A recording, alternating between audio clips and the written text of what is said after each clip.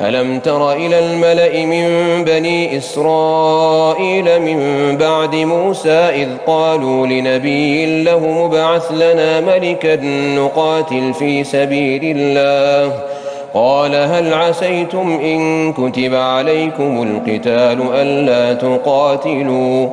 قالوا وما لنا ألا نقاتل في سبيل الله وقد أخرجنا من